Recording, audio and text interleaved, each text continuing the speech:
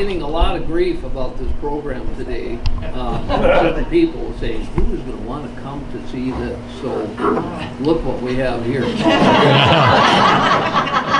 They're thrilled, I'm sure.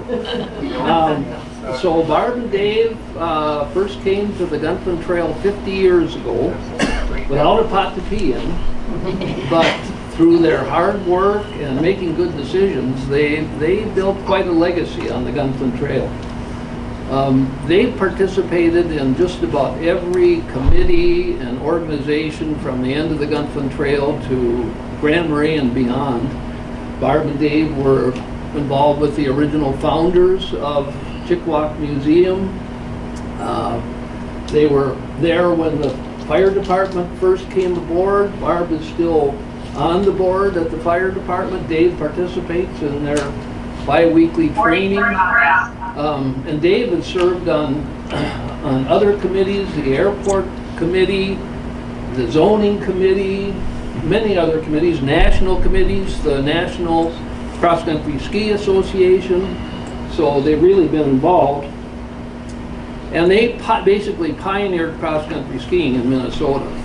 They were the first to have lit trails for night skiing. They were the first to use really expensive, fancy equipment to groom their trails. Dave and Barb were actually invited over to the Case-Boer factory to tour the factory because they were such good customers here in the US.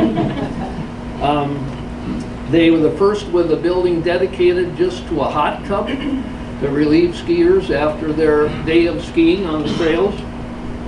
They built a beautiful lodge and many cabins that brought visitors to this area for many, many years. So they have definitely left a big legacy on this Gunflint Trail. So without further ado, let's have their program.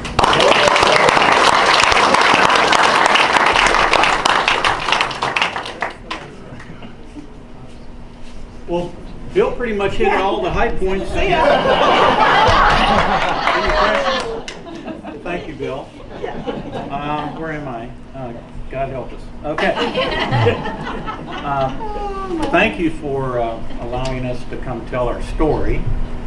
And let's see. I'm pleased to see all of you. And Barb mentioned that we should probably tell you that this presentation is based on a true story. Because, you know, it's after 54 years. I did the math. I was terrible at math. But things get a little blurry, you know. So if you hear something that's wrong, which I'm sure you will, a lot of you, just forget about it. Just don't. We had a really good run. We were very fortunate. Oh, the other thing I should warn you about, I get kind of emotional at times, so I'm sorry.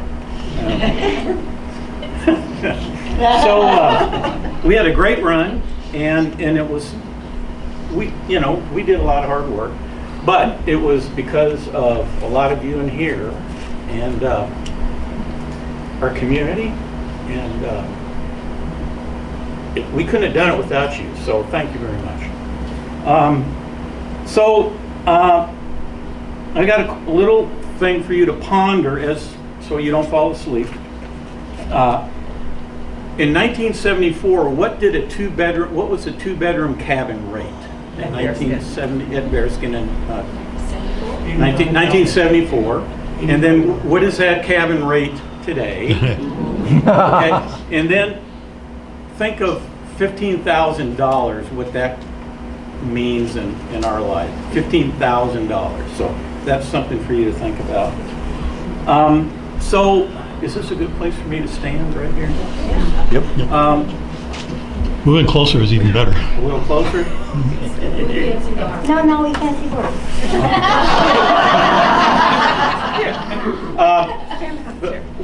The most frequently asked question through the years at the lodge, and even nowadays sometimes, is that how did the other thing I warn you is when I miss something or screw up, Barb's going to holler at me. And then when she's talking, I get the same deal. So the most frequent asked question through the years was, how did two Kentuckians, although I was born in Kenosha, Wisconsin, go Packers, how did you end up on the Gunflint Trail? And so this will answer that question for you. There's an easy way to answer it, and then there's a long way to answer it. And then when Bill drafted us to do this speech, thank you very much, I thought that's going to be a piece of cake, and no problem. And then Barb pulled out 1,000 photographs, and then he started. That was one box. And then we start, reminiscing. You know how it is when you look at old photographs. Oh God, isn't she cute? And then all of a sudden, it's 2 days later. So we whittled this thing down to 3.5 hours. So, no, I'm just kidding. It's 2 hours. Now, hopefully we can get out of here today. So, let's see, how do I work this thing here, Bart? Okay. So, let's see, this one, right? Do I point it here or here? No. No, you don't have to point. There it goes. Can I point it? No, I mean the little gizmo. No, laser, don't point toward them, the laser. No, not the laser, to switch slides. I can do it here, too? You can do anywhere. See? Where's the slide projector? The carousel? Yeah. Okay. It's going to be 3 hours. Okay. All right.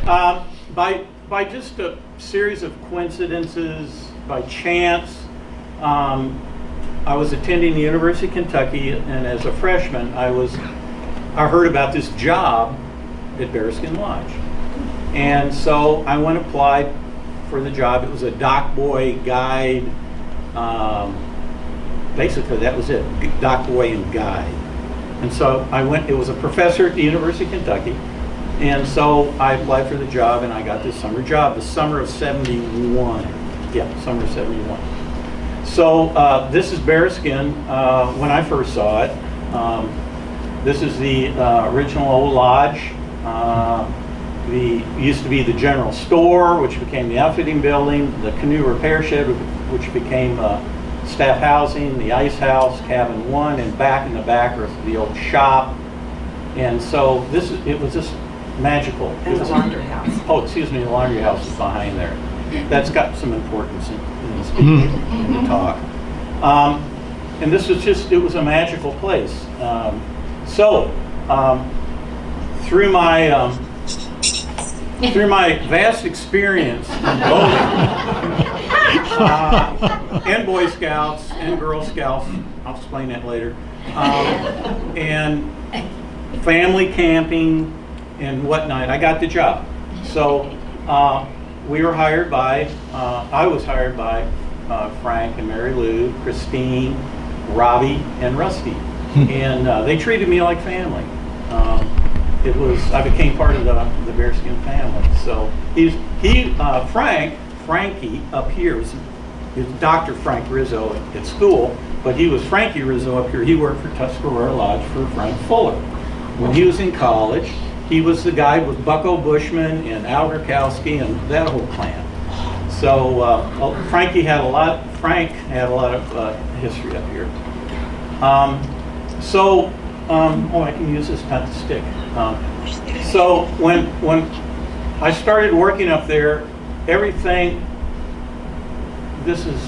all of this way was not there. It was just this right here. The old lot, that was the picture area that I showed you. And then it was cabin 1, 2, 3, 4, 5, 6, 7, 8, and then the little beach. And that was it. It was a neat little place. And this is on the west end of East Bearskin. You'll see a picture of that later. I can do this. This is basically how the lodge looked when I arrived. And it was called Camp Bearskin for years. And we fixed it up a little bit. The piano, I think, is still at the lodge, right? I think so. Yeah. And this painting was painted by Nell Smock in 1932, and that painting is still at the lodge. In fact, there it is. It's really cool because this is where the lodge is. And she pointed out, let's see, Crystal, the gold mine right here, the Paulson mine, all kinds of neat stuff in here. This is it was a beautifully hand done painting, of course, and yeah, so I got to move on. And Right? she also did a book. Oh, she also Children's did. She also wrote a beautiful book, illustrated, called book. Whitetail King of the Forest. Forest. Yeah, It's a children's book. The children's about book. Bearskin Lodge. Yeah, about the Allens, actually. Yeah, the original. Yeah. Okay. Okay. There's Dave, Guide Dave with a hatchet. I have no idea what I'm going to do. That's the old lodge in the background, and there I actually caught a fish once in a while, and there I am running a canoe paddle, and then we also outfitted people on canoe trips and stuff like that. So that was Dave the Guide, and then that's where I lived while I was working at Bearskin, and later to live there again. That's the family. When I was working at Bearskin, the Tuttle clan, the Richards clan, they would all come up to visit, and it was because of her and Dad and family camping and everything. I just love this. I love this place, Bearskin Lodge. And it was really nice of them coming up. So what happened was, after 3 summers with Frank, they wanted to move on, and so I was offered to buy the place at 21, and I had to go back and finish school, and but I didn't have any money, so I put a suit on. I was probably a blue blazer, red power tie, and I went to Duluth. And I borrowed a briefcase from my dad. I had nothing in the briefcase. Oh, I had a brochure maybe. And I went to 5 banks, and they all turned me down. And I didn't want a lot of money. Back then, a lodge you could buy for less than what a nice car sells for now. I mean, it was a different time. And so I got turned down by 5 banks. That was pretty humbling, because I thought it was going to be easy. And so then, what do I do? So fortunately, I borrowed a little money from Mom and Dad for a down payment. I borrowed a little more money from a farmer that I worked on in Bourbon County, Kentucky. That fits, doesn't it? Bourbon. And then Frank and Mary Lou loaned me the rest under a contract for deed. So that's how I got into the resort business. So going back to Kentucky, so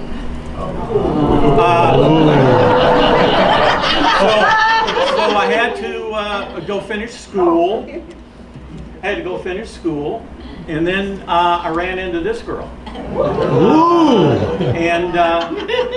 And without getting too mushy here, there was a line in Jerry Maguire. She had me at hello. And somewhere in there, there's a Northwoods woman. Somewhere.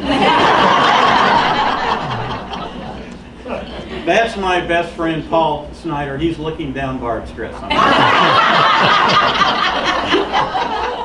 And take a look at that suit and those funky shoes. And that's Julie Wilson, a good friend of ours, that actually set us up on the blind date. That's way too much.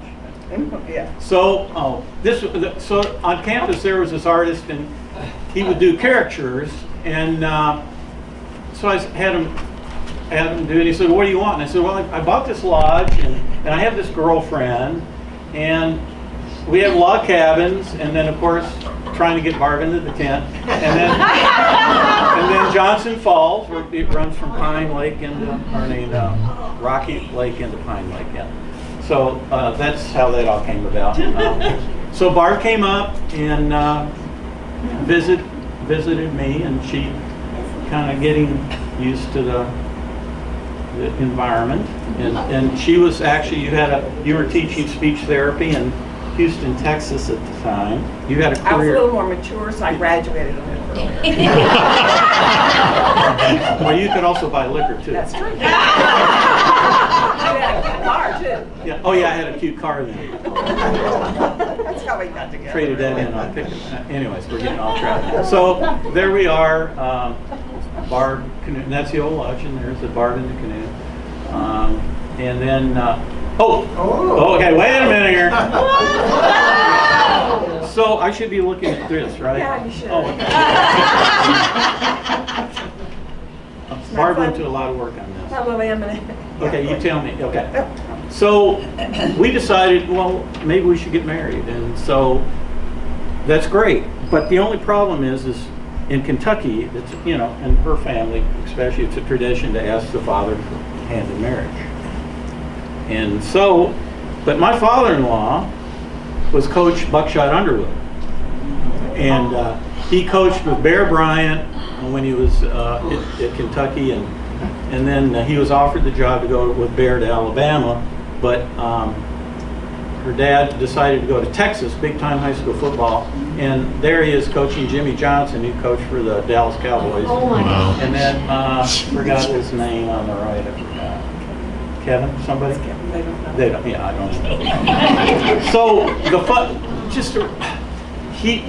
coach was hiding from me. I mean, I knew where his office was, but when I go there, coach isn't around. Well, he was there, just he was hiding. And so finally I cornered him in his office, and he had the defensive line from the University of Kentucky football team there, because he was the defensive coach at that time. And they were all standing there, and they're all like this. And I got big hair and beard. And what are you doing? Oh, Barb's dad had simplified the world. You were either a stud or a turd. It was very simple to him. And he was a wonderful man. And finally, I said, I'd like to marry Barb, and blah, blah. Oh, what are you going to do, stud? At least he didn't call me turd. And he said, what are you going to do up at that fishing camp up there? And I said, well, blah, blah, blah. And he says, well, I guess okay. So we got married. Oh, sweet. Let's get, okay. Oh, then we are there. Wait a minute here. Okay, we got to go here. And then here. What the hell happened to me? And you still look Like lovely. all the other trail guys. So there we are at Bearskin in our early years. Of course, it's the middle of summer and we're all wearing sweaters and flannel. And then there we are in front of the old lodge. What's next, Barb? You should look at this. The tractor. Oh, yeah, this is a great shot. Barb loved the tractor.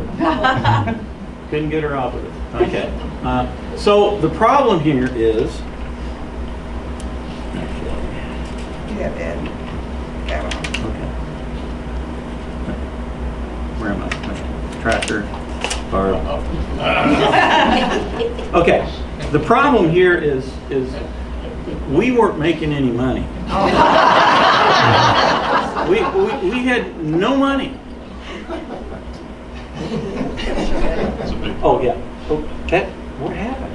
Well, you haven't got there yet. Go on. There, and next one. Oh. Okay.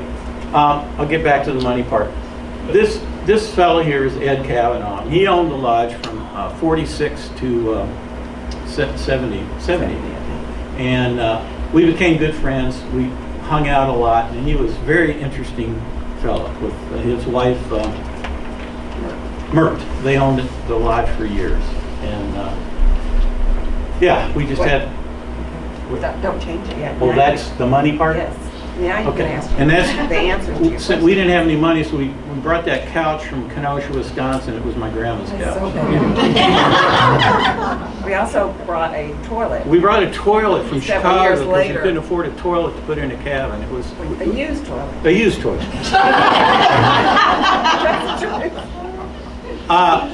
Speaking of not having any money, and when Bill owned it and Sue owned the outfitting business, Bill worked at iron ore boats for a season to get enough money to go to trade shows, to sport shows. Amazing. We actually worked on a hog farm. In April, we worked on my sister's hog farm, and then I planted corn. And I convinced some of the ladies up here to buy Mary Kay Cosmetics. And they're in this audience. That's the beauty of it. Let's see. Cadillac. Oh, the answer. Okay, so the answer to the question about, okay, do we have any answers to what is the cabin rate in 1974 For bearskin. for bearskin? I'm thinking maybe around $85. That's very close. Tom, did you have it? I said eight. $8. Oh, A cabin for the week? oh, wait. Yes. Oh, for the week. A week. I'm sorry, I screwed that one up. 55. Okay. Okay, the answer is, okay, $95. And then what's ridiculous is this and this and this. Obviously, we really didn't know what the hell we were doing here. And okay, now what do you think the $15,000 was? $15,000. No? Down payment? That's what we grossed our first season. Wow. Not net, gross. $15,000. There's a difference. And we never went hungry. We had potlucks with our friends. We had crock pots. We never went hungry. And then, Mom was in the Girl Scouting business. She had head of 5 camps. And at the end of the season, you remember Sexton Foods? They had the big commercial food company. She would have leftover cans of food from the Girl Scout camps, like really nice number 10 cans of tuna, chipped beef, and stuff. And so she would bring that up to us, and that's Barb fixed a tuna casserole one night for us, and it could have fed 60 people. I didn't know it's number 10 can. Just following the directions. I didn't know that. Let's see. And you're up, right? No. Oh, not yet. No. Okay. Oh, and then our friends Harry and Margaret Nolan said we were hanging around before we met other people. We were always hanging around with older people. You know, they were in their mid-20s, late 20s, and they told us to find some new friends. And so we met Jack and Sue. We were just hanging around. Jack always acted old, but he was really young. That's a joke, little Jack. And then there is just a random picture of some wonderful guests of ours. Their daughter and son work. They're from Austin. The Larsons, obviously. So that's inside the old lodge. This is inside the old gift lodge. shop in the front. And then Dorothy Zapata from Chicago. That's who gave us the That toilet. gives the toilet. Yeah. Very memorable. Okay. Are you? Yep. Is this where you take over? No, you speak. Am I still going now? Okay. There's the old stove in the back of the kitchen. Oh, this is a laundry house behind the lodge, and that's where we lived when we got run out of the old lodge with the bats and the mice. So we lived in the top half. The bottom half was just storage. Right up here. The only place I could stand up is in the middle. We didn't have running water. Well, we had a sink, cold water, and then we had the outhouse across the parking lot. Dave, tell them the reason you moved there was because of your roommate. Oh. Basement room. Now you're telling us. Yeah, okay. So Well, Barb and I were, information. newlyweds or maybe almost newlyweds. And we lived in one room, and then across, just through the wall was Paul Gillis, our first employee. And I mean, it was, the wall, thin wall. And so Barb and I were sitting there, laying in bed, talking about something at the lodge, and I asked Barb a question, and we didn't know the answer, and then Paul answered the question. That was the other reason we moved. That's true story. See, that's Dad, and that's me. Yeah. And that's OSHA approved scaffolding. We met all kinds of interesting people. Agrikowski, who would show up for a lot of lunches and dinners. But he always wanted to help cut trees, split wood. He was a, as I heard, he was a tank mechanic during the Battle of the Bulge. Oh, speaking of interesting people, that's my private hairstylist. Where's Kathy? It is Kathy Landy. Kathy Landy. Man, there's a lot of hair there. Okay. You holler when you want me to take over. Okay, we lived in the lodge, got kicked out of there by our employee, and the mice and the bats were really bad. It wasn't too bad. Paul was the worst.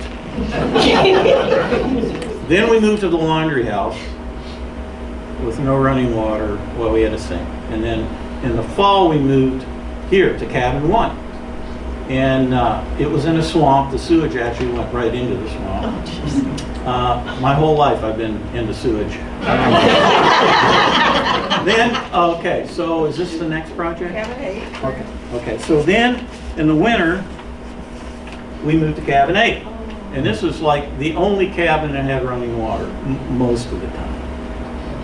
It would freeze a lot, but most of the time. Then our first big project was to move cabin 1 out of the swamp up to here, cabin 1 here, so up there, over this little creek and bridge. So I contacted Edwin Thorson, Mr. Thorson, and I told him that I wanted to move this cabin, and Al Gurkowski and I can't remember, Mike and Jack were involved. They were involved with everything. We put the logs we went in the woods, cut spruce logs and bolted them in there. And I said, well, how much is it going to cost? And he said, well, Dave, it depends on how long it takes and how much equipment I need to use. And this is true. I said, well, Mr. Thorson, I said, we have $300 saved up for this project. And he goes, well, we'll see how it works out. We'll see. And so he started with this dozer, an old D6. That's Edwin, Mr. Thorson on the top. And then that wasn't enough. It got stuck on the bridge. And then he brought up his new D3, and then we were able to push it and pull it. He broke cables. We had to go to town to get cables. And then finally, there's cabin 1 on its site, and recognize that, Mike? That's we bought a dozer together. So yeah, that was it. Oh, the best part was we got a bill from Edwin Thorson for $300.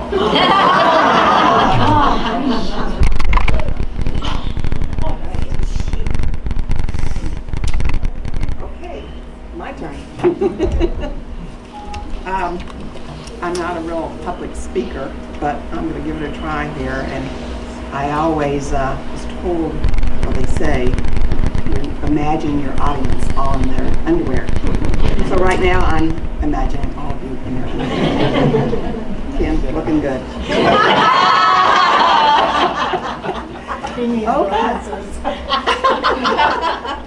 All right. Well, we're in the one of the places we lived, the old outfitting building. I am, now this is like 5 years after we're married. We decided to start a family. So I'm pregnant right there. We have our dog Smoke and the Siamese cat that came with me. That was Misu.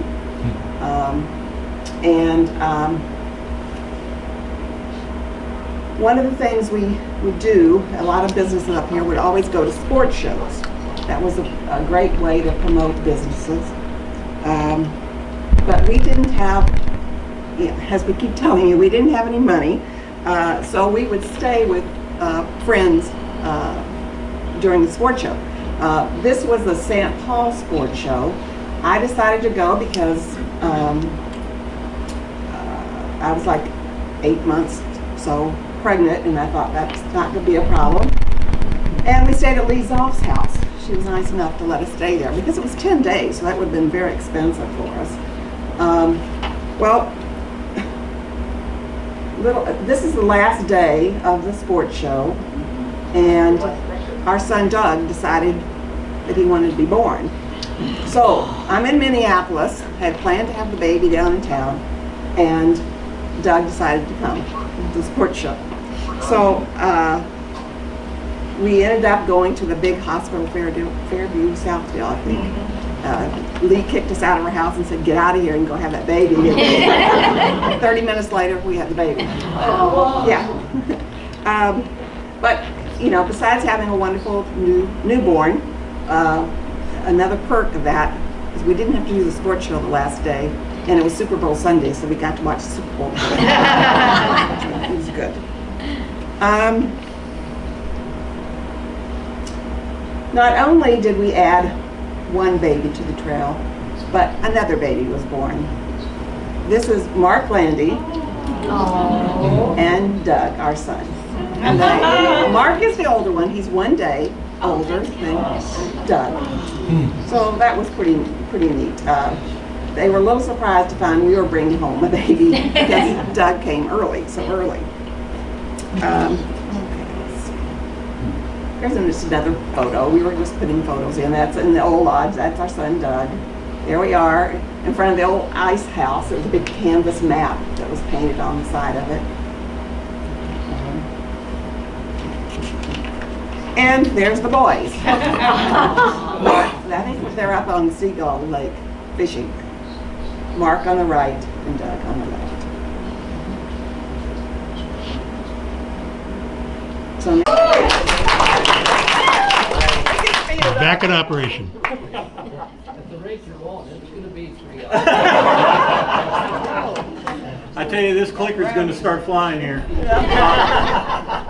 I tend to get off on tangents, and am I on a tangent now? But we came back with Dougie. We were staying in the outfitting building, and I had only halfway paneled the nursery room, and I was just down in Minneapolis at Lee's house. I got to get back home and fix this room up, and we got back, and the nursery was paneled and cleaned, and I think it was Mike and Kathy and Jack. I don't know if you were involved. I don't know. If I've forgotten somebody, I'm sorry. It was so wonderful. Here I'm getting emotional again. Okay.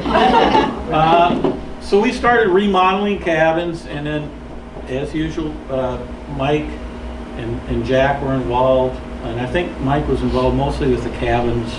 Well, every building at the lot.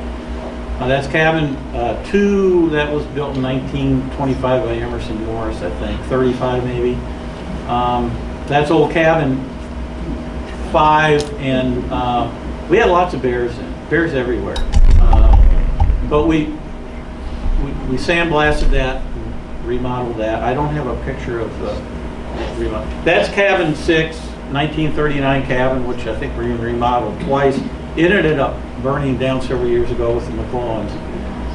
Good riddance, probably. Oh, Mike, there's the dozer, and then I'm in the septic business again. Then we started really enjoying winter, and cross-country skiing. It was like the heartland of Minnesota. The skiing really started getting popular, and it kind of came from the heartland of Minnesota with the Swedes, the Finns, all the ski people. And again, there's Barb, Suze, Kathy, and who is this, Kathy? That's Mandy. Oh, sorry, Mandy. And Cubby One or Smoke, I can't remember. And so we needed to be in the winter business. We just couldn't make it, and so we started skiing more and learning the business. But let's see, where do I want to go? Okay. We didn't realize how cold it could get. I mean, and it was, you know, I'm starting to start sounding like my dad, but it was colder back then. And the coldest we recorded at the lodge was 54 below zero. But we would go out and ski, and we started learning the ski business, and people had bought all these skis in the cities and they wanted places to ski. So we had that going for us, and so we went into the cross-country ski business.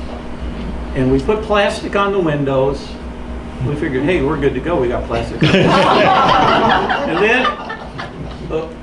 then we, oh, that's just another sign thing. Yeah. Jack, there's the truck. Jack always laughed at my truck. And so we just started renting these cabins, and then we found out propane doesn't vaporize at 20 below zero or 30 below zero. Plastic is not enough to insulate a cabin. Just things broke. Plastic snapped, iron snapped, cars wouldn't start. I mean, it was a real learning curve, but you know. Well, tell about also how we didn't have the toilets, the toilets. Big point. Back into the septic business. First, we would haul water to the cabins every day that we got out of the lake, which wasn't legal, into plastic jerry cans, and then I would take that to the cabins, and then we put in, I bought a bunch of these RV porta potty things, and we put those in the cabins. I don't know, I had to empty those every day, each of them, 6 or 7 of them. And a friend of mine here's a tangent, a friend of mine came up from Kentucky, Bill, one of our best friends, Bill and Janice Pirat, from Lexington, and we had a hole drilled in the lake, and we were pulling the water out of the lake with a little ladle thing, and the water was freezing as we were pouring it through the funnel. This is a true story. It would freeze, and Bill in his Lexington Southern accent, God damn, Dave, what the hell am I doing here? That's a tangent, sorry about that. Okay, where am I? Okay, okay, a couple huge things happened in 1979, and a lot of you remember this thing. Yeah, thank you. This right here was, it was pretty tough on all of us. It consumed 2 years of our lives, good, bad, or the ugly. And so we could spend hours on that subject, but all I can say, it was tough on all of us, most of us, that thing right there. And there's been books written about it, stuff like that, but it was tough on all of us. But part of the legislation authorized a grant equity program where our area was supposed to get money to adapt to the new legislation. So we started making plans. We hired Dan Bergen-Peck and a young little unknown architect.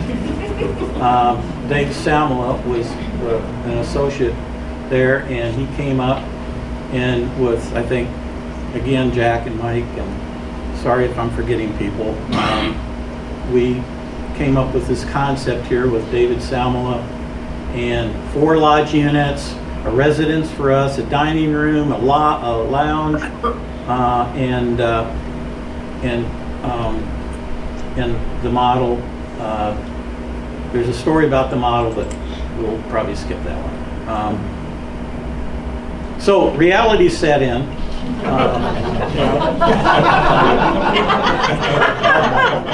That's kind of a typical picture. We had the plans. I had the bourbon, and I had this high-tech calculator here. and we were trying to make changes and trying to figure out how, because we were promised this grant equity loan program.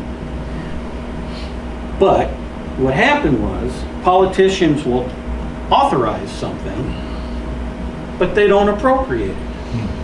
And so they, you hear that a lot now. Well, we didn't know anything about that. So I started writing letters. We started, when I say we, I mean we. We started writing letters, and Dave Durnberger, Senator Dave Durnberger, for some reason, he caught on to this, what was going on. And his legislative aide, Shirley Hunt, just a sweetheart. She was so brilliant. And Dave Durnberger came up, and he got the Appropriations Committee to come up with $600,000 for our area. And it saved a lot of our butts. So anyways, enough of that. Thank you, Dave Durnberger, and Shirley. So we didn't have the money yet, but of course we went ahead and started. Because back then, when you're 20 years old, you just, everything's going to turn out all right. Everything's going to be fine. And so I think Jack talked me into starting this, right? Before the money.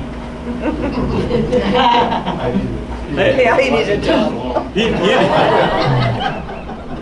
So here, you've been to Bearskin Lodge, most of you, and this is the entry road up to the lodge. The lodge is right here now, and this is the road in there. And so we had $25,000 saved up. I don't know where that came from. We raised our rates. And we had $25,000. So Jack said, well, gee, why don't we build the foundation for the lodge units, and then we can start, when you get the money, we can start building it in April or something like that. That might have been over a beer or two. So anyways, we hired Timmy Matheson to come in, break ground, and then Jack would make, and I'm sure Mike was there too, we started building the footings. There's the old, and then concrete came.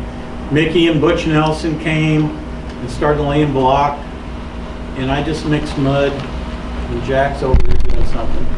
And then there's me and my cousin were filling concrete bond beam, whatever you call that, top of the wall. Bond beam? Seal beam. And okay, so we got this done. That was $25,000, and we had no money to move forward. So we call that Tut's tomb. So lo and behold, our SBA loan came through. The grant equity loan money came through, and some other money came through. I can't remember now. But everything good. We started building. That's our lime green Toyota Corolla there. Isn't that a beauty? Yeah. And so we started building. That's the first wall.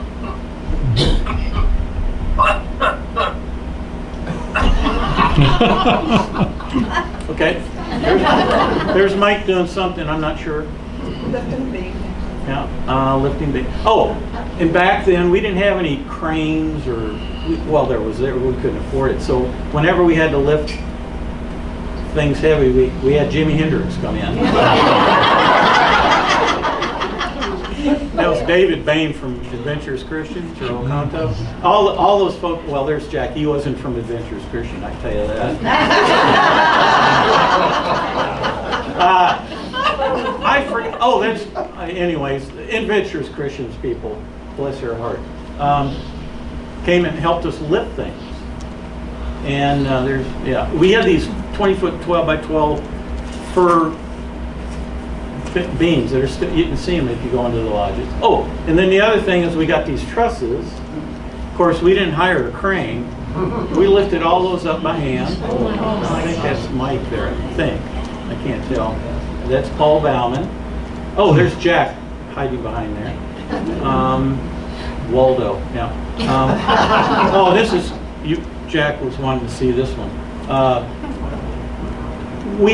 Then we got trusses for the main lodge, and of course we didn't hire a crane. So like everything else, you go into the woods and you cut down a log and you lean it up a building, and then we tied ropes to it, and I think 3 or 4 of us were up there, and that's Jack and Dad, and I think Mike's up there. And anyways, we slid all these up top of the rope. And some random lodge pictures, construction. This is where we lived for 20 years, right here. 4 lodge units down there, lounge, dining room. And then all of a sudden, Congressman Oberstar shows up. He was, I think, 2nd term congressman. To tell you the truth, we didn't know who he was. But it was lunchtime, so Barb fixed him a taco salad. So I remember that. Barb I remember that. Let's see, more construction pictures. The fireplace. Oh, one little side story is that Mickey Nelson, who was doing the rock work, said we need rock. Well, where do you get the rock? Well, up on the upper Gunflint Trail, you go and you pick rock out of the ditch, like you did, and a lot of people did. So we went up and picked rock, got a pickup truckload, and he brought it back. We brought it back, and he said, that's not going to do. I need bigger rock. So we went back 9 truckloads. Barb and I loaded, and that's what the chimney's made up all the way up to the 2nd floor.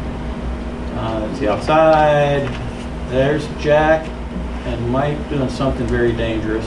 It's another OSHA approved. What were you doing? Straightening out the thing. Oh, there's Dad working away. He was always there, varnishing, fixing things. And there's Mom and Dougie and Dad. Dad has his measuring tape on. Yeah. Oh, and then that's Chip. That's Bruce Kerfoot's daughter, Sean, carved that for us, and that's what's on the front porch today. There you go. Me again. We're still under an hour. I'm fast here. Okay, let's see. Okay, so our family now is expanding. We had Carrie, our daughter. Carrie. And let me just get this straight here. So the kids participated a lot in the, I have to show all these pictures of our kids. We could do an hour on the kids if you'd like. But, Carrie always liked animals and nature. Doug kind of worked with computers. This is Carrie fishing. Carrie right now is married, and she lives in Bozeman, Montana. She followed her love of animals, and she is a vet tech in Bozeman at the Humane Society there. She's also the manager of the Humane Society. So she worked there in college in Montana and stayed with them till today. She's still with them and really enjoys that. Doug, he also works in Bozeman, and I have to always read what he does. He works for a company that does testing and diagnostics for railroad companies. We're very proud of both of them, and I think they had a good life being raised on the Gunflint Trail. Oh, I think you're up again. Really? Yeah. They had that long school bus ride, which they thought nothing of it, really. So we needed some new brochures, and Howard Sievertson, the famous artist, he had moved up to Grand Marais, and so he agreed to do our brochure before the lodge was built, actually. So he did this from the model, and it was pretty cool. And we were more and more into skiing, learning how the business, and that's the mock-up of our ski, one of our ski brochures. Howard and Liz Sievertson did this for us. So very important then is the whole trail design and construction. We went on a lot of field trips. We got very involved with the Cross Country Skiers Association. I got talked into being president for a couple years. And do you recognize this fella right here? It's Danny Bauman. Whoa. And that's Scott Beatty that had Pincushion Mountain B&B. We're out, this is one of our conferences out in Bend, Oregon. And so we would go to these training sessions and ski the trail system so you could just start feeling what trail design was all about. And I met a fellow that was kind of a famous trail designer from New Hampshire, John Frotto, and we were talking about trail design, and he said, Dave, you have to put the music in the trail. And I go, what are you talking about? He goes, you know, the music in the trail. He says that when you're skiing down a hill, you can hear the music, and then when you get to the bottom, and you have enough momentum to get to the top, and it's just this music in the trail. And I go, well, that sounds good to me, and that's what we tried to do. So trail design, this is one of our original maps. Our first maps were just Fisher maps with magic marker here. You ski over here and you ski over there. Then we started getting more sophisticated colors. One of our guests, Dr. Hook, actually, he started GPSing when GPS first came out. Maybe it was in Moran, I can't remember. Started mapping where our trails actually were. And then we got a little more sophisticated, adding more trails. Danny added Crossfox, white red pine up here, and then some other trail over here. And then we added, all these. But this was a challenge here. Dick Swanson, attorney Dick Swanson, who's quite a skier, and Keith Morris. We talked about this trail for a long time, and I said, well, we wanted to build a trail that we could use in ski competition that had all the rules of so many feet up for distance and everything, and that was our attempt here. It's really a cool ski trail. It's challenging, especially the Death's Door coming down here. That's Death's Door right there. Yes. I don't recommend that one. Yeah, we had a few binder lawsuits on that one. So then we got into the lit trail. First we started putting lanterns out on the lake. And I started hating lanterns because it was really cool lighting lanterns. Then we got into, we had this really cool Christmas tree idea. We had an electrician from Iowa, and we had the longest extension cord in Minnesota. We did. It worked awesome. I mean, it just went for 1.5 miles. They don't draw many amps, I mean lots, you know. But we did see some moose with Christmas tree lights on. Not really, that's just a story. Along with designing and building trails, and came along with the evolution of grooming equipment. First, actually we started with snowshoes and skiing in the trails. And then next was single, that was really a crappy snowmobile. I got some stories on that, but it's taking too long. Then we went big time, a double track. You can't steer those things. And then when they get stuck, anyways. Then we had very sophisticated grooming equipment. It was bed springs first. Oh, and then we had a stone boat, a steel stone boat for moving rock. And then on the bottom of that, we put a 4x4s for the tracks. That was a big deal, you know. Then we built this. And then this is a track, that's the track mold, you know, cut the track. You have blades on it, it's big time. We put concrete block on them. Of course, then we get stuck. Then we moved up to a bombardier bomby with a Marcel, Minnesota, the guy that started ASV actually. He designed and built this. We bought that. And then that's just another shot of that. This was, we thought we were in high cotton. Then we bought the Casbar 60, which was, they don't make these anymore. But then Bill Bally Blacksmith Shop built this for us. That took about 2 years, I think. And then we did take the opportunity to go to Germany, to Ulm, Germany, to watch our new snowcat being built with the kids, and that was quite a trip. And that's actually not our snowcat. That's a cable cat that uses on steep slopes on downhill areas. It was quite a tour. It was neat. That's the 60, and we traded that in on the 130. And now the 130s are called 100s, and that's what Bearskin has. Well, Gunflint has one now too, and Golden Eagle. I don't have a picture of that because we could. Well, they weren't making them there. I love snow grooming. It was like farming. It was like farming. Snow farming. That's on the lit trail. That's cabin 9. And then, of course, real quickly here, we started replacing cabins.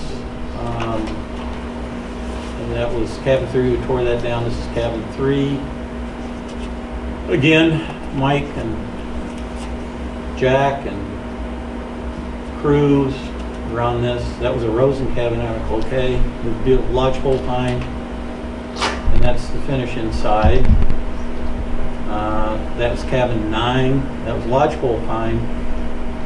We built 9 and 10 out of lodgepole pine. And that's the inside of that.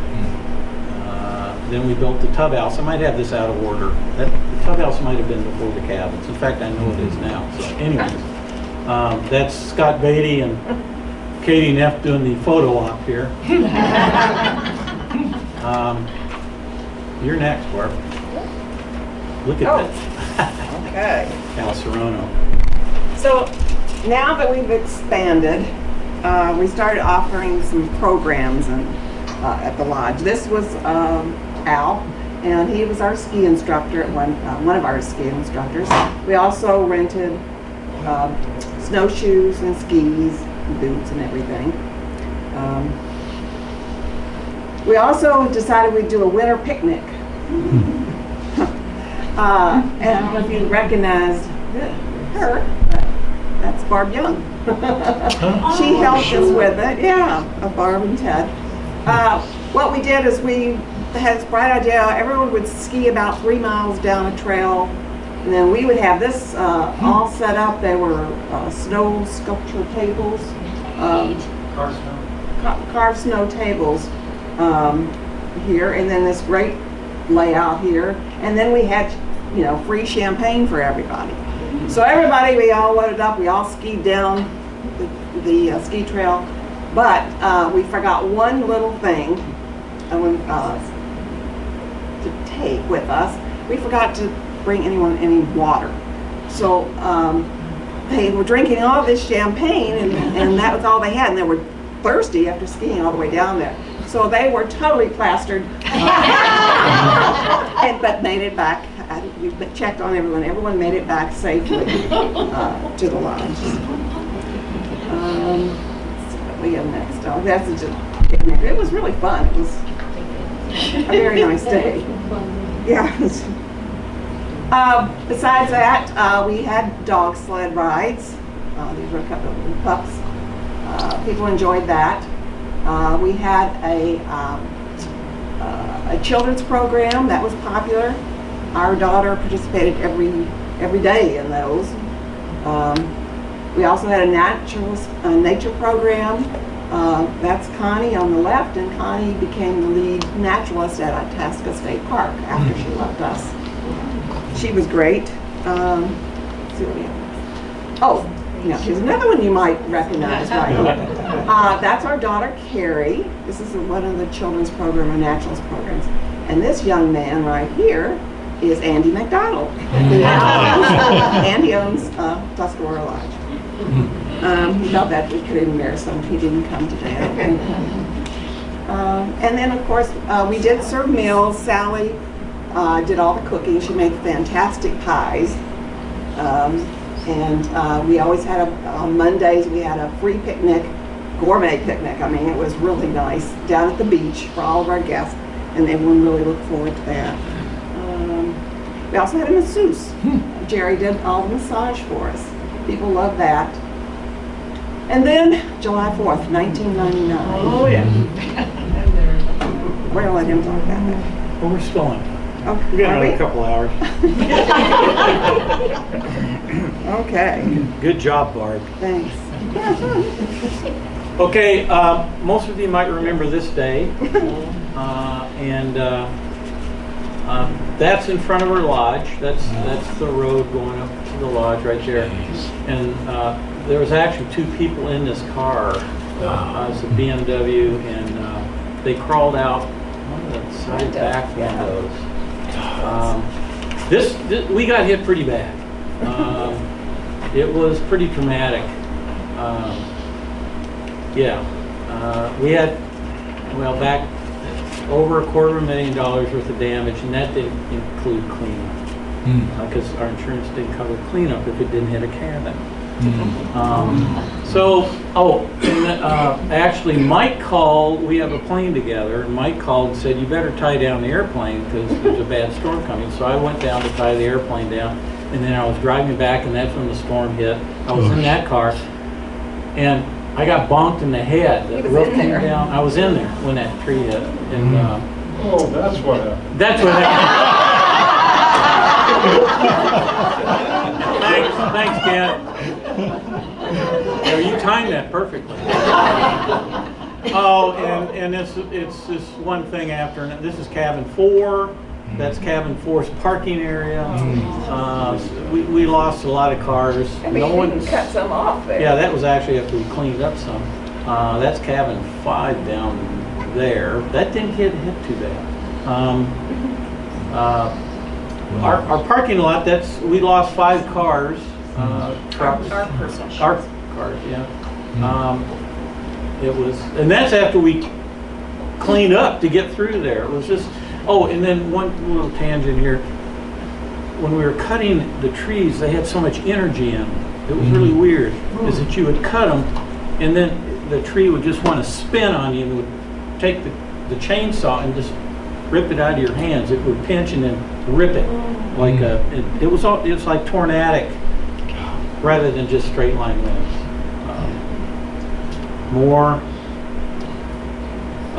And then this poor white pine, our beautiful white pine next to cabin 8, it was just splintered, just split right in several areas here. And when the wind would blow, it was just like, it was like breathing. It was really weird.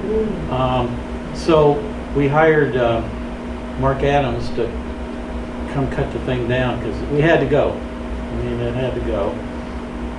And so here is,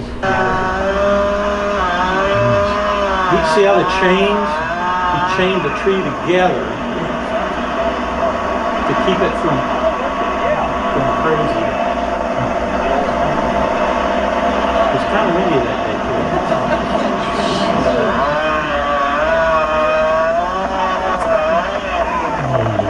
You had to follow right between the pump house and another building. And Mark did a great job. Thank you, Mark. Good job. That's the tree. Then one of our last tasks when we sold the resort after 28 years to Mike Pasler, and we needed to tear down the old lodge. It was kind of sad, but the lodge was a mess. It was just in a swamp. So we started tearing that down as our last kind of thing we needed to do. And that's our bedroom, actually, there. And that's Paul Gillis's bedroom. And that's the laundry house back there, where we lived for quite a while. And then we retired from the lodge. And then, what's next? Ventures Ahead. So then we sold the resort, and then we started doing some other things that we always wanted to do. We lived on the boat for a couple years. That's our trawler, Grand Banks trawler there. Friends, family came to visit us along the way. That's us on the Bahama Banks somewhere. Probably I was lost. That's Doug and Barb and me. We had a wonderful time on that boat. Great boat. We did most of the loop. We started up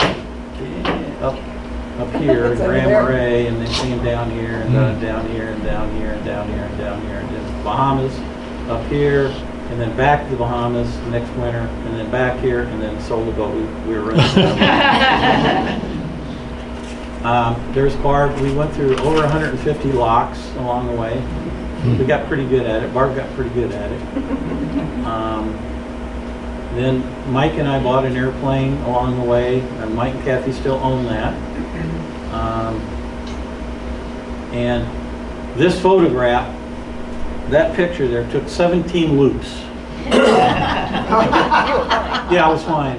Dennis Hendricks, that did our brochure, did a wonderful job. And Lisa, yeah. And Lisa Wagner, she helped with the brochure as well. It was cold, it was fall, we had the windows open, of course, to take the pictures. I was freezing my butt off. And hypothermia sets in on a pilot. That's probably not good, is it? Anyways. And there's Oh, so. no, it's I forgot to show you that. Okay. where the lodge was. Yeah, here's the beach and the cabins, and that's the reason we took this picture. Yeah. But it's really cool, to see how the glaciers carved out the lakes heading towards Lake Superior. It's really cool. Big walleyes right over here, of course. There we are. Nothing's changed, really. Just the hair. Yeah.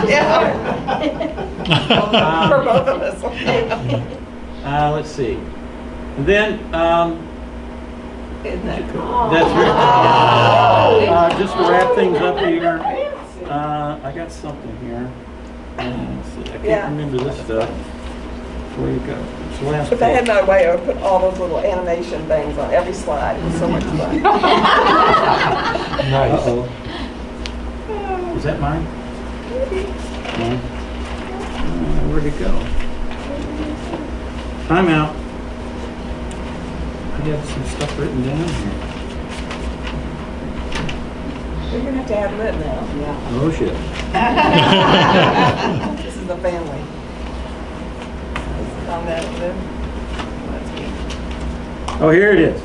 This is good stuff.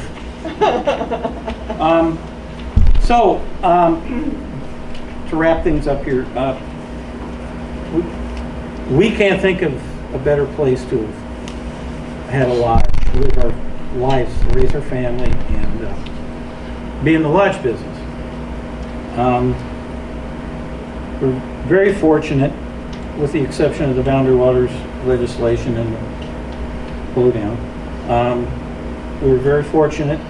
We had no deaths. We had no major injuries. We had no major fires at the lodge. And we're very fortunate now to have the McClellan family carry on the legacy of Bearskin Lodge. They're doing a wonderful job. And we're still together.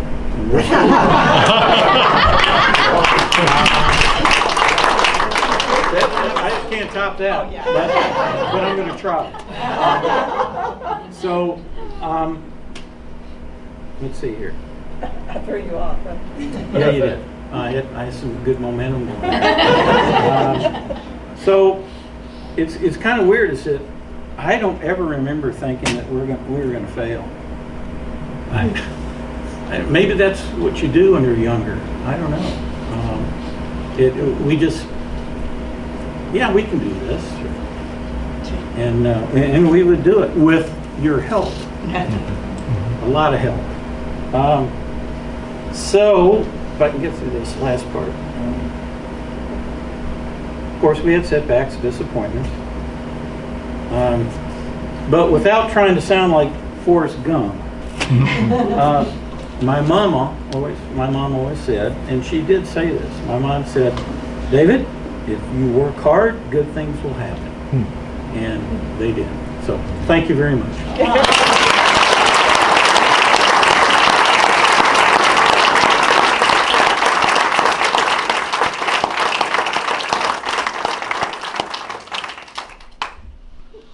I'm sure they will be around to answer questions. But, feel free to help yourself to treats in the back, and thank you all for coming today. $5 autograph. $10 up there.